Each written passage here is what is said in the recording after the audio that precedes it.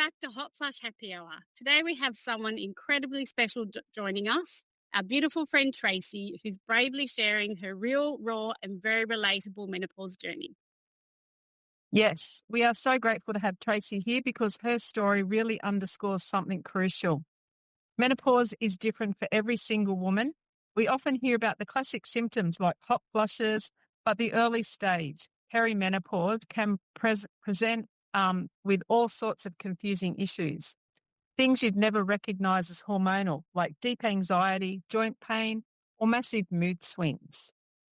Exactly. And because it's so varied, many women feel completely isolated, thinking that they're just failing at life or going crazy, when really they're navigating a significant hormonal shift without a manual.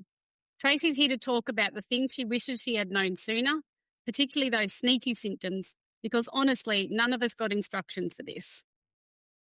So no manual, just vibes, and some of them were unhinged. Yep. So welcome, Tracey. Thank you. Thank you for allowing me to be here and talk honestly and openly about my personal experience with menopause. I'm a mum, a wife, a nan, and a woman who walked straight into menopause with absolutely no manual at all. And of course, I do have a lot of things I want to discuss. And if my story can help one woman feel less alone or one partner feel more prepared, then I'm glad to be here. Yeah, that's Really good. Yeah, Thank great you. to have you here. Really do appreciate it for sure. So before we dive into our journey, we'll have a little quick catch up as we usually do. So Kat, what have you been up to since? I know it's been a bit over a month, hasn't it? It has. Yes, that time's gone really quick. We kind of need to put it in the diary because the weeks are just ticking by so quick. What have I done? Well, I have briefly joined the gym. And the reason for that is to strengthen with my hip and leg because I'm sitting down so much on the computer a lot these days. I'm feeling that I'm not getting the movement that I need. So I found a gym where I can drag my daughter along with me. So we've been going 2 to 3 times a week. Mine's mainly for strength movement and hers is to get her body moving. So we've done that for a week. So let's check in next month and see how we're going with that. That's the plan. I'm actually away at the moment in the Hunter Valley. So that's really nice for a night. We've done a quick family trip away. So, yeah, but I don't know where the time's gone. So I can't even tell you what I've been, isn't it weird? Couldn't even tell you what I've been doing because the time, it feels like last week when we just did the last recording.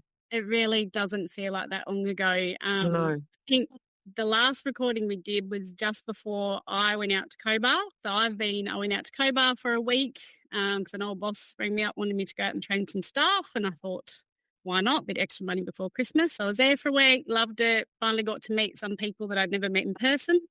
Came home for a week and that was a crazy week because that was dance concert week. So I had dress rehearsal and then 2 dance concerts, as well as working and other stuff. And then back to Cobar for another week. And yeah, speaking of Cobar, I'll give a shout out to Jess because I know Jess is going to listen to this. So, hey, Jess. And yeah, and since I've been back, it's just been crazy busy trying to catch up on everything. But we've also started planning for next year. So for 2026, we've started to do some business planning and more courses, online courses and that. So that's really exciting too, getting more planning ahead. Yeah. Yeah. Anything exciting happening in your life, Trace?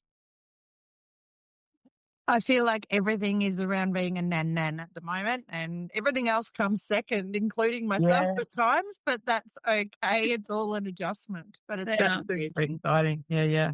Well, that's an amazing thing to be doing. So it is. All right. Well, let's get into today's episode. So, Tracey, let's start at the beginning. What were the first signs that something was shifting for you? And more importantly, were you aware it was perimenopause at the time? It's actually a tricky question because in hindsight, I can tell you what the first signs were, but I wasn't aware at the time it was menopause at all. I remember thinking I was going crazy because my emotions were all over the place, like I was on a roller coaster ride. The mood swings were erratic. The tears just ran and ran from nowhere. And there was this irritation at things that never would have bothered me before. I've always been a very patient person. And it was very out of character for me. And the forgetfulness, the brain fog, and this feeling of being tired, but not the kind of tired that a good night's sleep could fix. Yeah. Yeah. So around the lack of education, that was a huge part of like early struggle. So women hit it without instructions. I remember you said that to us, that women hit it without instructions. When did you Yeah. realize that what you were going through was hormonal and not just you losing the plot? Yeah. Yeah, literally thought I was losing my mind. I think there's more about menopause. Let's start that again. We mess I up our think words there's all the time. yeah. I think there's more about menopause now than there was 10 years ago, but I Mm. still feel like there could be more. Um, I think it's also hard to have instructions when every person or every model is different and experience it differently. But to try and keep my answers short, because I know we'll discuss everything later, after my doctor had diagnosed me with arthritis and then a few months later depression and put me on antidepressants, he finally decided to do blood tests and tested my hormone levels. And that's when we discovered I was starting to show signs of menopause. But there was still lack of communicating what that meant for me and what I would be going through. Yeah. Yeah. Because unfortunately, going back then and even now, but especially, 10 years ago, doctors didn't know. There wasn't enough research. But there Yeah. hasn't been enough research into women anyway, but especially menopause. And it's always just been something that women were just expected to put up with or, or you're just going crazy or whatever. But Yeah. yeah, it's getting better, but there's still a lot more to be done in that area. So, what symptoms were the most confusing or alarming to you initially? Confusing was the mood swings, the tears, the brain fog. Now, don't get me wrong, as a Cancerian, I've always been emotional, but this was next level off the freaking charts. It was nuts. And alarming, I guess, was having no control over my reactions. It was like having an out of body experience, and I didn't even want to watch the show. But at the same time, I couldn't stop myself. Yeah, yeah. I know.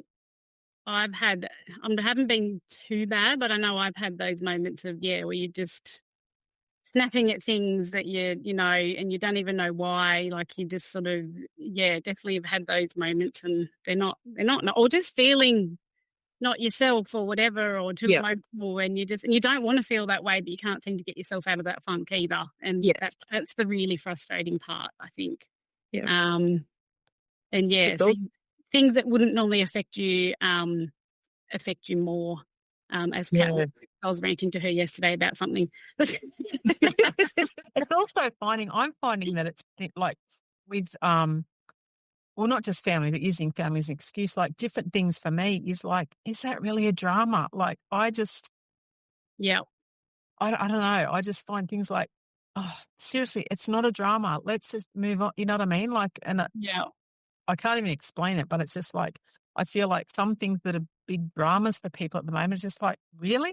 No, it's like there's worse things in the world right now. Like, I get that too. I'm Yeah. like, why does that matter? It shouldn't matter. Don't nitpick about it. Yeah. Yeah, exactly. Yeah. Yeah. It's less tolerance. Yeah, yeah, Yeah. That's yeah. it. So let's talk some physical symptoms. So because some of yours were really unexpected, the kind of things that no one warned you about, what was that unexpected physical layer that you noticed? I would say the arthritis, the aches, the pains. When the doctor diagnosed me with arthritis, I didn't think twice about it. Mum had it, Nan had it. Yeah. And it was rheumatoid arthritis that he diagnosed me with. Didn't Yeah. even Wow. think about menopause. No. So then, of course, Tracey goes and Googles what that means. Yeah. And of course, it says it's your immune system attacking your joints. There's severe swelling, fatigue, flare ups. And I thought, that all makes sense. That's what I'm going through. So I went down that whole spiral of, oh, my life is over. I've got arthritis. And Yeah. it Yeah. was actually not the case at all. No. Yeah. And now we know that it's hormone related and it's got a name, and I'll see if I can pronounce it, but it's arthralgia, arthralgia, something like that. Can't Arthralgia. say that ever got thrown around. Which happens, it's like that deep aching joint pain and that morning stiffness, and it's directly linked to a drop in estrogen. Because estrogen is protective and anti-inflammatory, so when it drops, your joints lose their natural guard, which leads to stiffness. So, yeah, another fun thing about And the thing is, there would have been a lot of people misdiagnosed because of that. but there's also a lot of people that don't get their estrogen levels checked too, which so they don't understand that they're in menopause, and all these joint pains and all that is part of it. So that's probably a big one to ask your doctor to get done, is your estrogen levels. Strangely enough, my estrogen levels are still quite good, yet I was getting that weird achiness through the body. But then I found the more I exercise, that doesn't happen. So who knows? And that's the thing, isn't it? It's so different for everyone. It is. It is so different for everyone. So you basically, you just thought you were developing a chronic condition, and panicked. Yep. And instead it was, oh no, it's just those pesky friggin' hormones. Yes. And I think it was probably nearly 12 months later that I realised and had the blood tests. And so, it was a long time thinking I had chronic arthritis. Yeah. And so what helped with that? Like, once you realised that, oh, actually it's probably more hormones, or how long did it take to be able to find that out? After we did the blood tests. Yeah. Okay. So I don't want to get ahead, but it was arthritis diagnosis, and then a few months later depression, and then a few months after that the blood test. Yeah. Okay. Yep. So it was a journey. Yes. As it often is, unfortunately. I think the doctors hopefully are more aware now. I think so. They're getting there. Yeah. They're definitely starting to, if you've got a good GP, yes, they are starting to do things like, oh, actually, maybe we should check your hormone levels, that kind of thing. So, yeah. So, yeah. Cool. So let's talk about the body and the mind working together now, Trace. You've done something brilliant. You've reframed the infamous hot flush into a power surge. Love that. How did that reframing change your emotional and physical experience of these symptoms? Okay, so first and foremost, there's absolutely nothing against the hot flush power surge podcast. I love this happy hour, and I don't want to say that hot flush shouldn't be here. But for me, saying I'm having a hot flush, or someone else saying, oh no, she's having a hot flush, when I was experiencing it, it just changes and differs for everyone. But I could feel it coming up throughout my whole body, and by the time it got to my face, my whole body was red, it was wet, and it was quite obvious to everyone that I was having a hot flush. And people would often say, oh, look, she's having a hot flush, and it just made it worse. Yeah. So it made me feel a little bit anxious as well, I guess, and just reframing it to the term of, I'm not having a hot flush, or a hot flush, I'm having a power surge. Made me feel like I had some control over something I had absolutely no control over. Yeah. Actually, I love that. I think that's, and that's, it's always good to reframe something negative into something positive, just to, And I even say it now when girlfriends say, I'm having a hot flush, and I go, no, you're having a power surge. Yeah. Oh, I like that. Yeah. So, power surge because you're leveling up, right? Like, It's a little bit more empowering, isn't it? Because you're taking control over what's happening to your body. So it's like, no, I'm having this power surge. So it, flips up a not so great situation. Yes. Silver lining.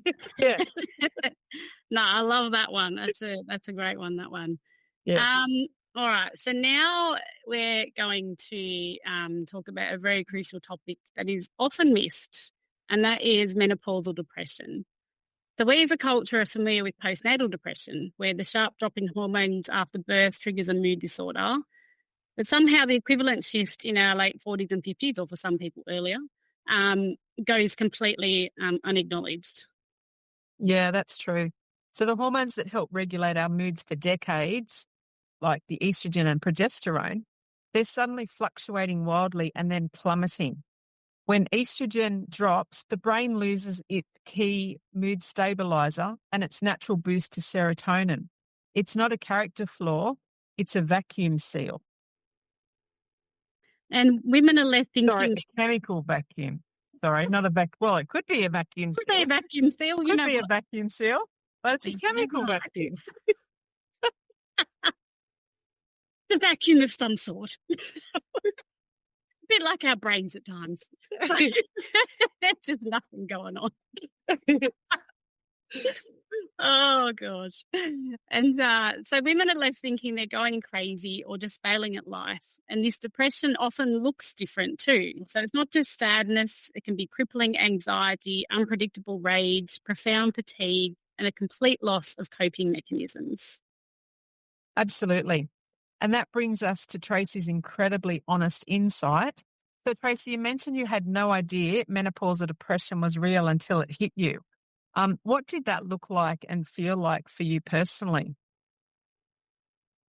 I remember distinctly going to the doctors and sitting on the chair in front of him and saying, "My life's wonderful, work's great, family's great." And then I just burst into tears. And there was this deep sadness that I still can't put into words. I was in pain. I was sad. I was angry. There was confusion.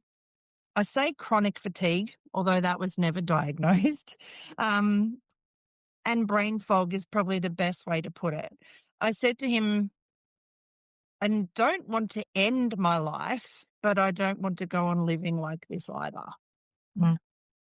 Sadly for me, my doctor diagnosed me with depression and put me on antidepressants, and they numbed the pain. Actually, they numbed everything. Again. And I just felt like a zombie that was in pain. Yeah. Yeah. I found, because I had postnatal depression after one of my kids, and I found the same thing with the antidepressants, and it just numbs everything. It even numbs the happy. I know, look, antidepressants are great for the people who need them, but when it's a hormonal thing, it doesn't work. Yeah. Yeah. Mm. So continue on, Tracey. Sorry to interrupt. So that was about it, really. Yeah. And then, of course, months later, when everything was tested, I had to wean off them. Yeah. And Yeah. that was another whole experience. Yeah. Misdiagnosis because it wasn't perceived to be menopause or perimenopause. Yeah. God. Yeah. And then there's the emotion, the intense emotional shift. So you used the phrase to us before that you felt foreign in your own body. Can you talk about that feeling of losing your sense of self and that identity shaking? I felt like a stranger in my own body. I'd always been in touch with my emotions. I'd always been connected to my intuition. I'd always been quite active, and sorry if it's an overshare, but I'd always had a high libido. Mhm. And suddenly my body was performing the way it once did. My emotions were a roller coaster of numbness, tears, and brain fog. My intuition, well, let's just say it was like someone hit the off switch with the antidepressants. And sex, oh my God, no thank you, I'm going to rip your head off right now. So, yeah, I guess I felt very disconnected from myself and I lost a sense of self. I definitely had this feeling of, am I allowed to swear on here? Yeah, absolutely. Oh, yes. I Sorry, definitely had this feeling of, warning. is happening to me? What the fuck is going on? Am I crazy? And I guess I felt like my body was betraying me. Yeah, Yeah.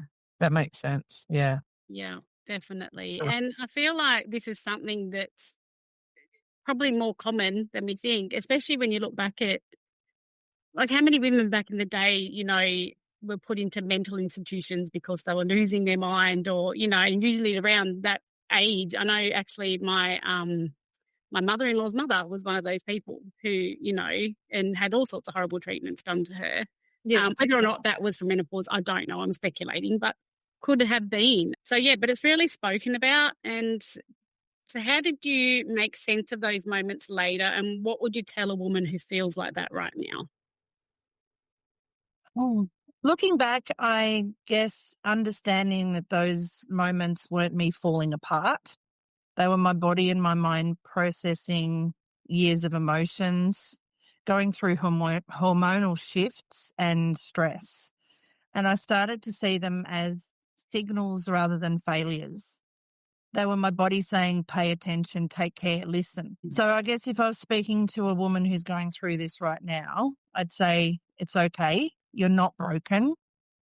Whatever you're feeling is valid and temporary. Breathe, feel it without judgment, and give yourself compassion. Seek support, whether it's a friend, a community, a professional. Know that these moments will pass, and on the other side, you will feel stronger, clearer, and more yourself than you ever have before. Yeah. It's kind of the breakthrough, caterpillar butterfly moment. Yeah. In that sense. Yeah, It absolutely. definitely is. That is. It's like we're going through this whole transformation and we come out on the other side better than ever. Yeah. Yeah. So, Definitely. you've got you had your hormone levels checked at that point, and so then what happened then to sort of help you get through that and out the other side? Not much. I just had the answer and it was like, okay, so I know why I'm moody and I know why this is happening. There was no information, Yeah. instruction whatsoever, Okay. except to wean off the depression medication. Yeah. Because it obviously wasn't that. No. Yeah. But it still wasn't clear that arthritis or depression was part of menopause. Yeah. Yeah. It wasn't until years later when people started talking about it that I went, oh, I had menopausal depression. Oh, I had menopausal arthritis. Yeah. Yeah. Wow. So you basically got through it naturally.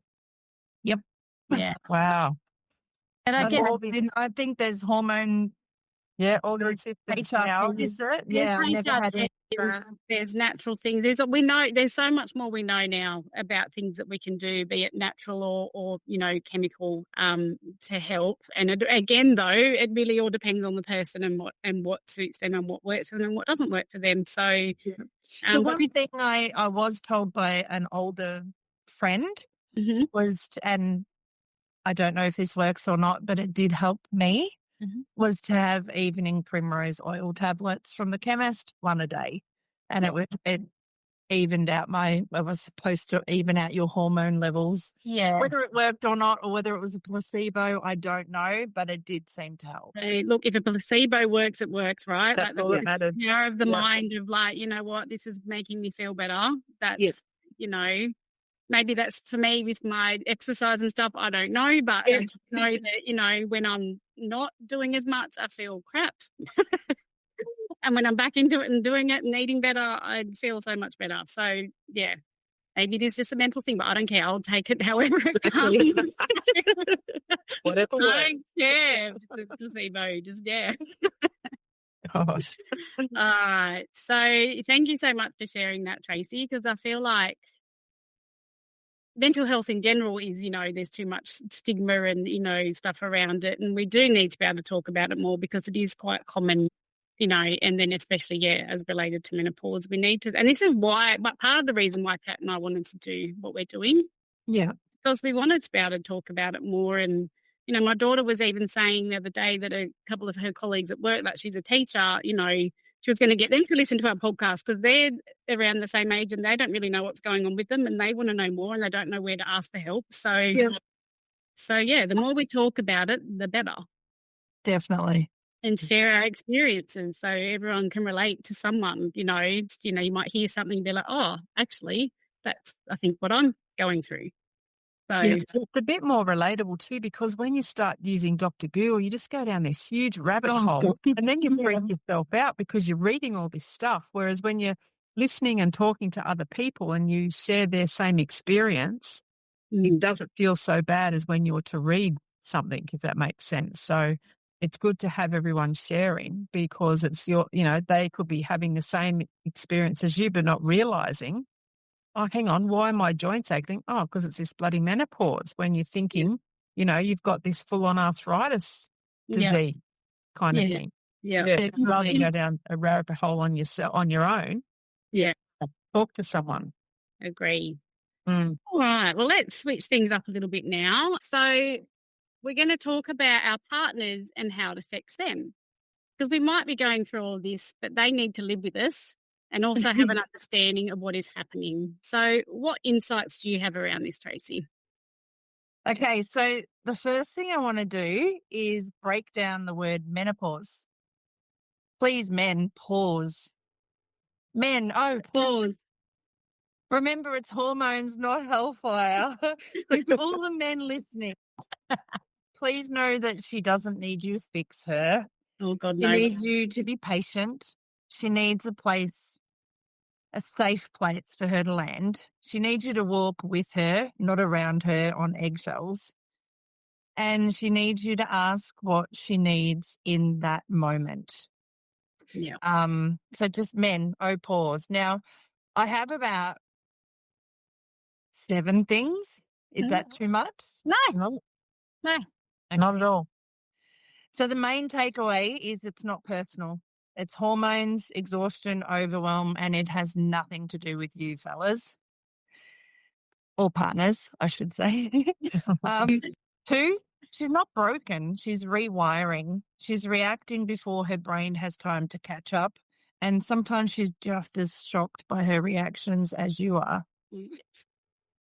3, listen without fixing.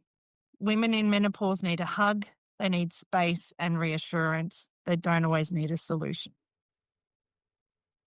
4, don't tell her to calm down ever. Ever.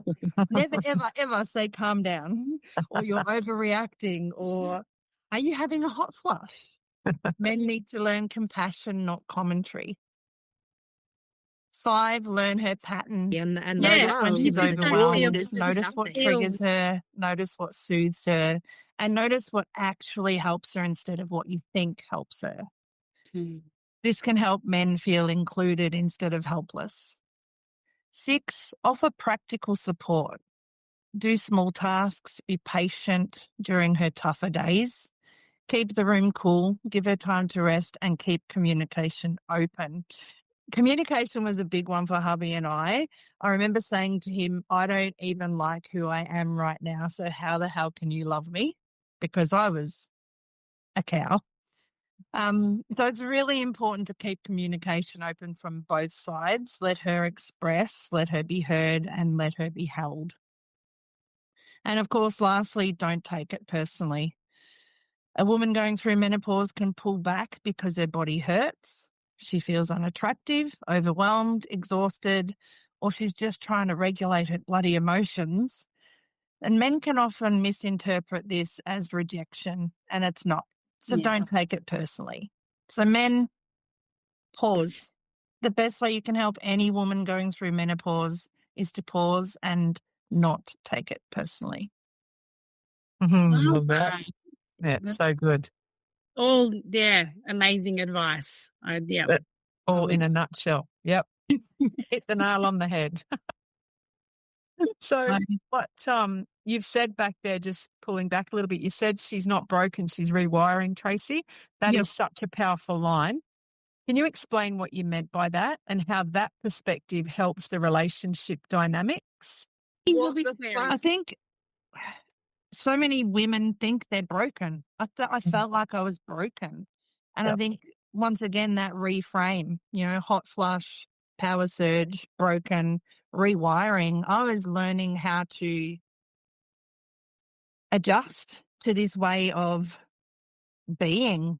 And there was times where I was reacting before my brain had time to catch up. And some of the things I said and did were horrific. So yeah, I think it's just realizing that it's that transformation. You know, if we think about the caterpillar and the butterfly again, it turns into this mushy mess in that cocoon, and that's what we're doing. This mushy mess of we don't even know where we're at. Yeah. So just don't take it personally. I think that's the most important thing. That's the biggest thing, isn't it? Partners, you know, what have I done? If I haven't done anything, it's I agree. I don't know. Yeah, that's what I was saying. I don't know why I'm bloody angry. What's wrong? Nothing. Yes. Well, don't freaking pick up after yourselves. I don't know. No, that was a big one. Why are you crying? I don't know. Oh, God. Okay. It's like pregnant hormones all over again, but just except we can't, you know, at least you know that's obvious, right? Because you're like, oh, well, there's a baby in there, so you know. Well, that's in puberty, you know. Pregnancy, you know. A lot of women with menopause don't know. No. Again, because it was never talked about, and it was always, you know, oh, we don't talk about that, or not enough research, or doctors not knowing. So yeah, we want to change that. Continue on with partners though. So I don't know why we said let's address the big elephant in the room, but we have. Script. Libido changes. So how should partners understand this so they don't interpret it as rejection? I guess the biggest thing is libido lowering is not a rejection of your love. So don't take it personally. Like I said earlier, women going through menopause,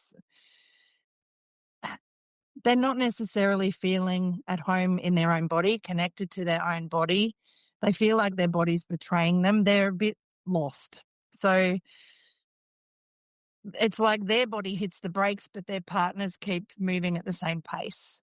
And it can cause guilt, even though it's no one's fault and it's hormonal, it's not personal. So connection beyond sex becomes really important. Holding hands, cuddling, talking, affectionate touch without pressure of it going any further, and deep emotional closeness. And when libido is low, these moments become the glue that can keep a relationship together. Menopause doesn't end desire, it changes how desire shows up. Yeah. Yeah, definitely. Yeah, I like that. That's a good way to phrase it. Yeah, it asks us to slow down, to connect in new ways. And often when the pressure's off performing and we're allowed to simply be, desire can often return in its own time anyway. So menopause invites us to rethink intimacy rather than avoid it. Yeah.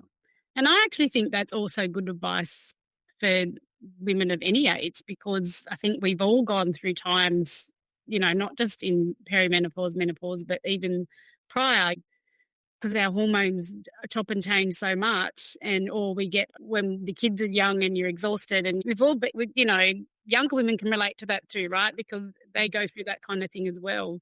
Yeah. So I think that's actually really good advice for everyone, really, when it comes to that. There's more connection than just physical. Yes, definitely. Should be anyway, right? If you're married or living with a life partner, shouldn't just be about lust and sex, and should be about friendship and other connection, and you know, so which I know thankfully we are, all three of us are quite lucky. We all have that with our other halves. We're the better halves. I actually remember, if I'm allowed to quote a book. Yes. Men are from Mars, women are from Venus. Yep. And there was a line in there that I've always remembered. Men need sex to feel loved, and women need to feel loved to want sex. Yeah. So for men, as soon as sex is off the table, they take it personally. And I think that's the biggest thing. Don't take it personally. She's dealing with her own meltdown. Yeah. She doesn't need to handle yours, your, tantrum because you're not getting sex and you feel unloved. She doesn't even know who she is right now.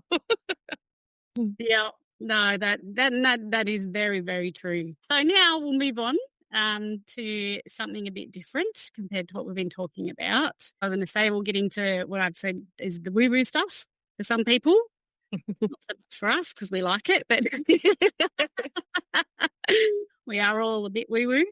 So the spiritual layer. So you've said that menopause actually heightened your intuition. Can you tell us more about that? I believe menopause wasn't just a physical transition for me. It was a deeply spiritual one. I realized that my arthritis and depression were actually menopause and not me falling apart. And it kind of gave me a whole new lease on life. I stopped blaming myself and started listening to myself. I began paying attention to the emotions that I'd pushed down for years. I let myself feel the things that I had numbed. And the more I opened up, the more at home I felt in my own skin. My intuition came back in a way I hadn't experienced since I was a young child. And I started to like myself again. So I guess menopause didn't break me. In a way, it brought me back to myself, a stronger, more aligned version of myself. Love that. So you previously described it as like a kind of a rebirth energy. So like emotions bubbling up because they wanted to be healed. What does this transition into wisdom actually look like? I think it's a stepping into a version of yourself that's clearer, stronger, and more aligned. And it's not about having life perfectly figured out. It's just about truly knowing yourself and where you are. For me, it meant trusting my intuition again, feeling the emotions I'd ignored for years.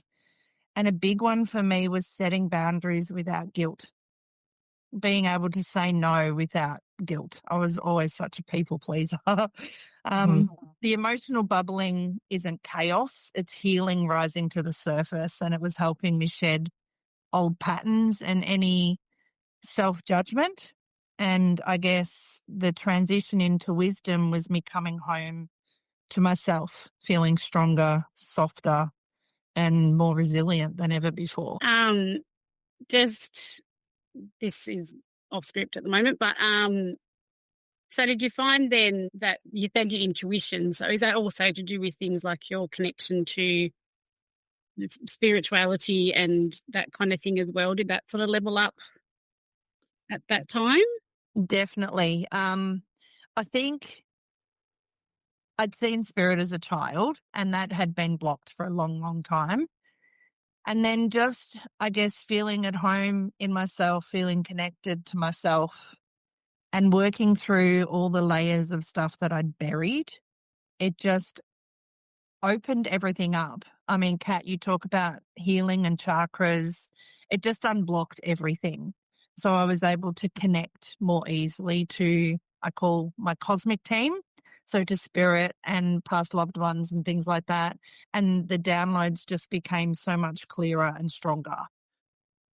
And because I felt more comfortable with myself, I was also able to trust it a lot more easier. Yeah. Be more open to it. Yeah. Yeah. And I think we've all experienced that a bit as we've gotten older. I mean, Kat, you have with, your healing and things, and me also figuring out more about who I am and who I want to be. Bit of older, wiser, I think. Yes. Older wisdom. Older wisdom.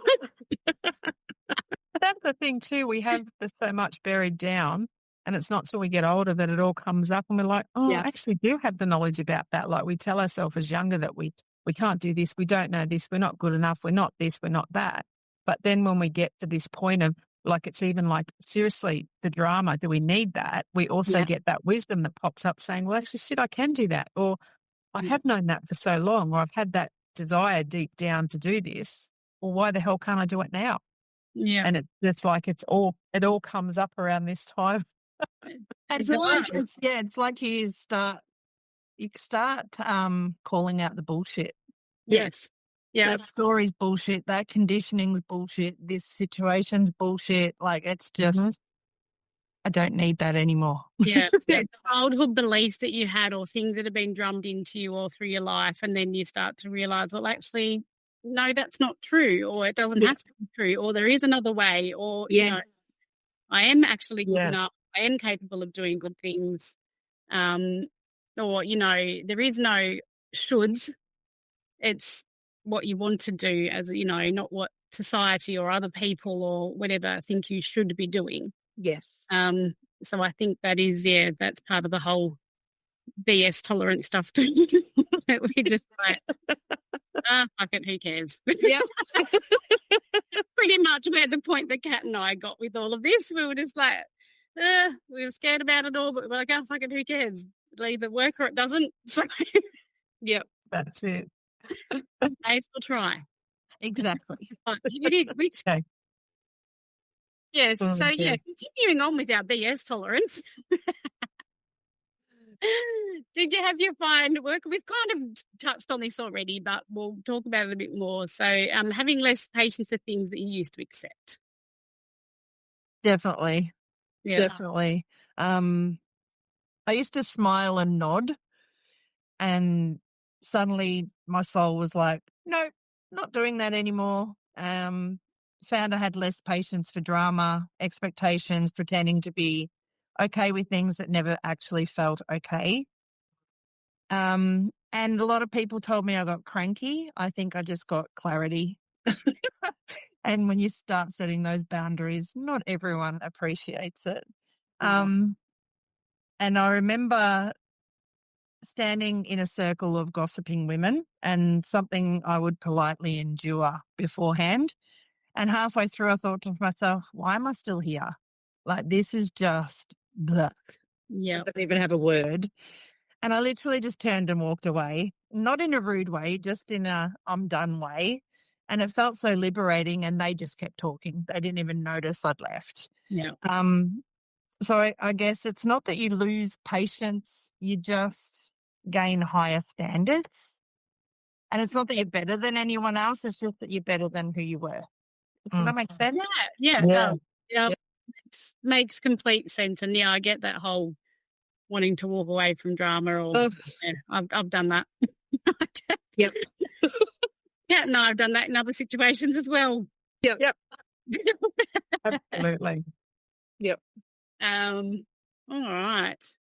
So, Tracey, you wrote something absolutely beautiful that you shared with us before all this came about. It actually did give both of us goosebumps. I really loved what you wrote. So would you like to now share that with everyone? Yep.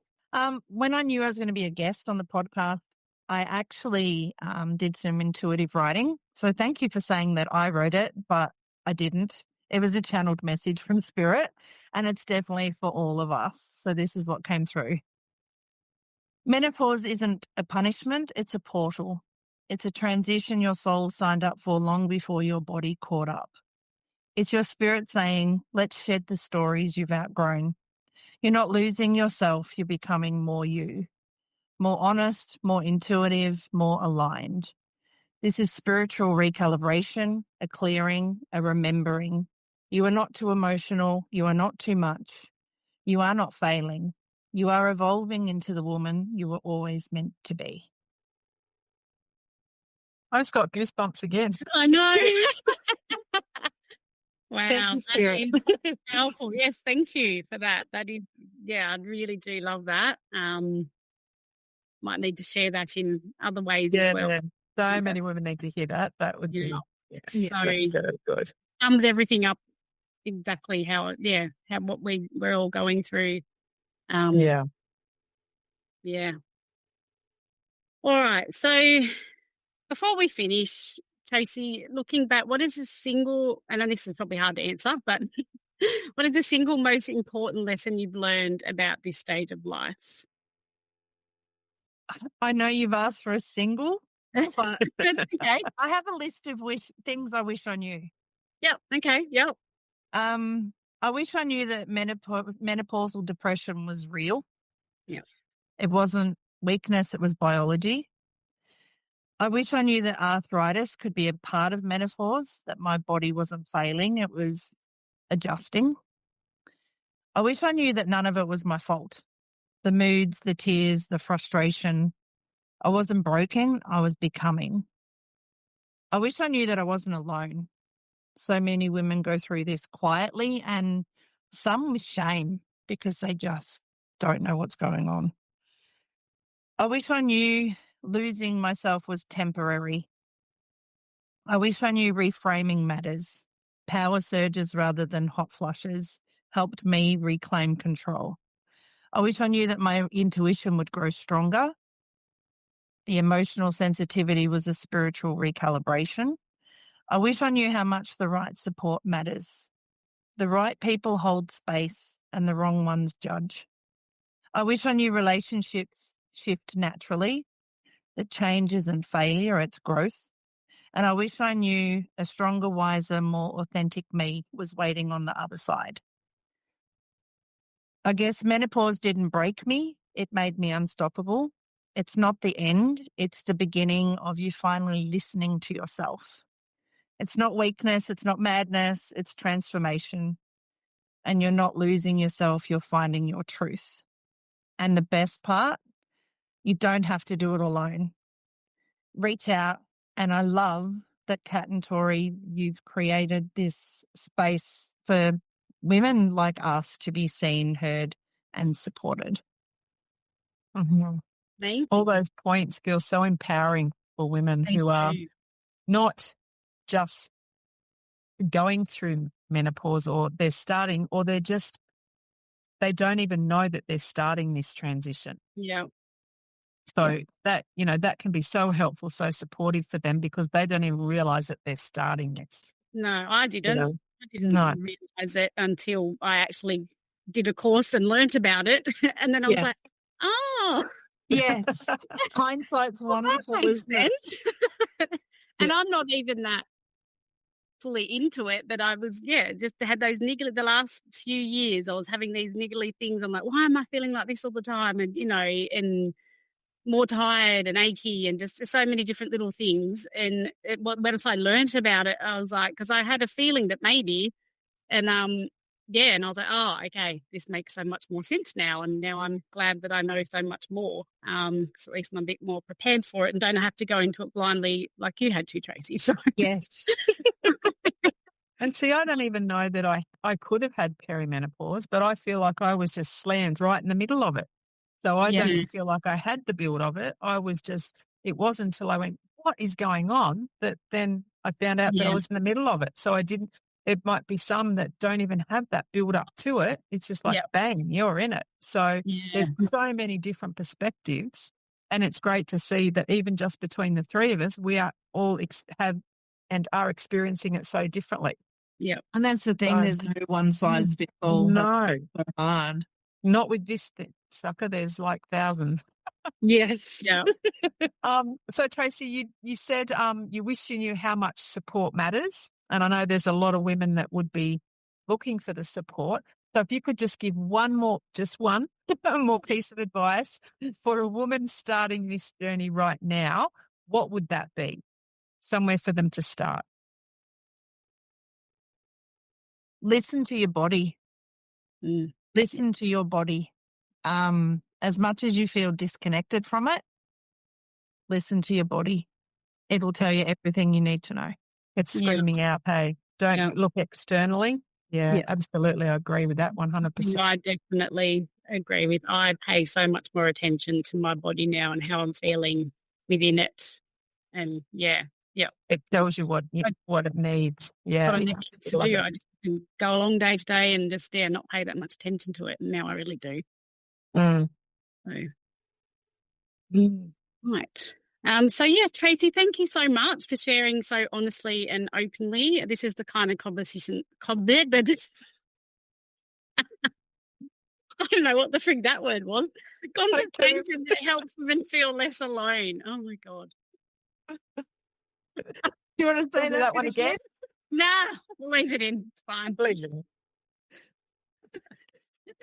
Yes, thanks, Tracey. You've given language to things that so many women feel that they can't express and also be heard or be felt, be seen, like whatever it is that they're experiencing. So you've opened up, a lot more information and explanation about this thing. Yeah. I hope it helps many, and including the men. Menopause. Just pause. I love that. Love that. I give you permission to use it. Thanks, we will. Definitely love that. All right. Yeah. Well, I think we've gotten near the end. So again, Tracey, thank you so much. We really, really appreciate your honesty and sharing your stories. I really do think it will help many people. And also, if you're listening and relating to this episode, please share it with someone else who needs to hear that they're not broken, they're becoming. And a reminder that we are not medical professionals. So please, if you are concerned about anything or are unsure about some symptoms that you're having, please make sure that you do seek professional medical help. Please remember to subscribe to our podcast so that you never miss an episode. You can follow us on Facebook, Instagram, or TikTok on Inspired Actions Co. You can also visit our website to find out more about our services, workshops, and more at inspiredactionsco.com, where we'll be releasing our second round of Becoming Her course very soon. For those who don't know, Tracey also has her own business. So, Tracey, would you like to share the details of yours? I'm Tracey's Spiritual Intuition and Guidance. I'm a psychic medium, a life intuitive coach, and you can find me on Instagram, Facebook, TikTok, and YouTube. Awesome. And you can also reach out to us if you want Tracey's details as well. Yeah, we can pass them on, and Tracey is absolutely amazing at what she does. Oh, thank you. As are you ladies.